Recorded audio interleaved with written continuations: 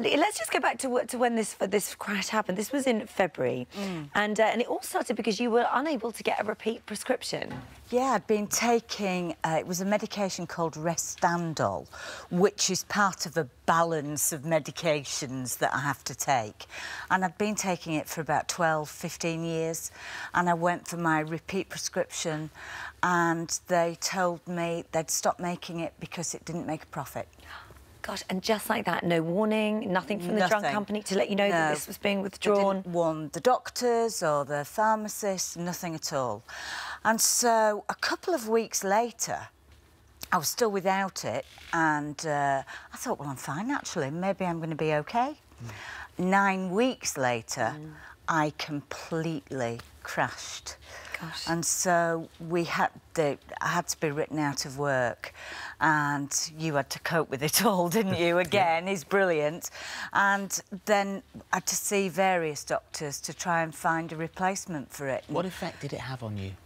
Well, after about 6 weeks, as I say, after 2 weeks, I was absolutely fine. After about 6 weeks, I was beginning to lose confidence and getting very shaky and becoming afraid to go to work, afraid to go out. I'd be not too bad at home, in my gym jams and fine and no makeup on, but it just became more difficult to make that effort to sort of go out in public. But it was a makeup artist, wasn't it, that saved you, really? Yeah. Because you were in work and that's when you crumbled. Yeah, and I totally lack confidence anyway, and everybody thinks actors are so confident, but I'm really not. And I just got worse and worse, and one day I was being made up for work to play Liz, and I just couldn't bear to look in the mirror. And I just thought, I can't do it.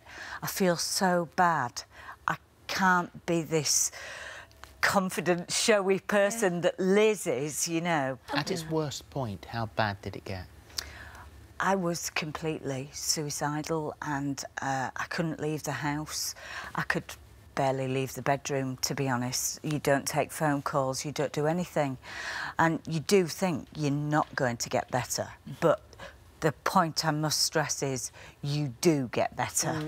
And there is hope for anyone suffering from it, as long as you get help and you get the right help and the right medication, maybe, or counselling, whatever. There is hope. Well, you're very lucky because beside you throughout all of this is, of course, you, John, and you describe him as your absolute rock. He is, yes, he is. He's amazing.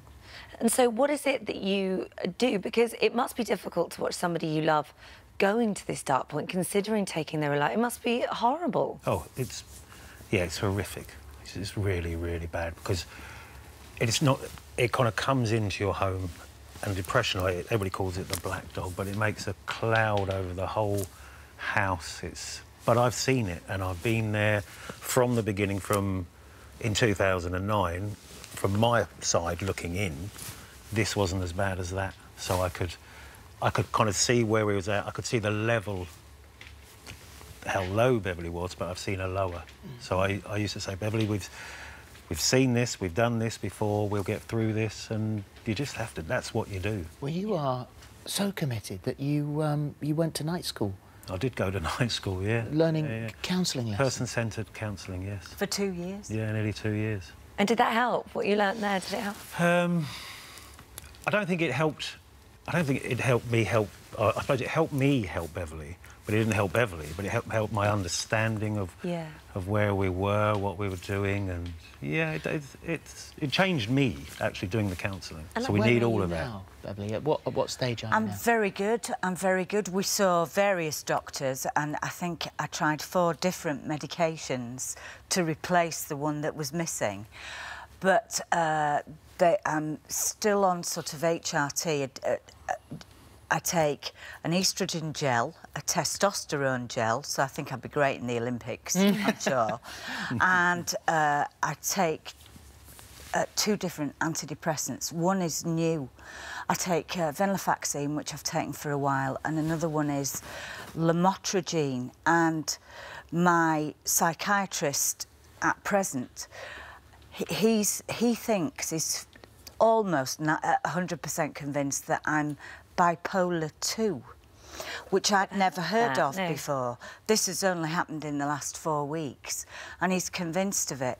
And the way he explained it to me is that I don't get these amazing highs and sort of hallucinations almost, where I would think I'm the second coming or whatever, but I get the tremendous lows. So I don't get the good bits, I get the bad bits. But I'm now much more even and I'm more relaxed. And it's not just the medication you've been having. Talking therapies, mindfulness is something that you've been practising as well. And also talking out and being very public about what you've both been through together. You are incredibly honest. Well, do you know what? You have to be. In my job, you have to be, because if you don't tell the truth, the press would make something up anyway. For more of the same, just click here, and don't forget you can subscribe for even more of these amazing videos exclusive to our channel. Coming off the stage, I was going into my dressing room and just crying my eyes out, thinking, I feel disgusting. I don't feel right. I feel unhealthy. I'm out of breath. I feel. And did you know why? I mean, I definitely knew why. And you were eating the wrong things, doing the wrong things, and hating yourself for it. And excessively as well.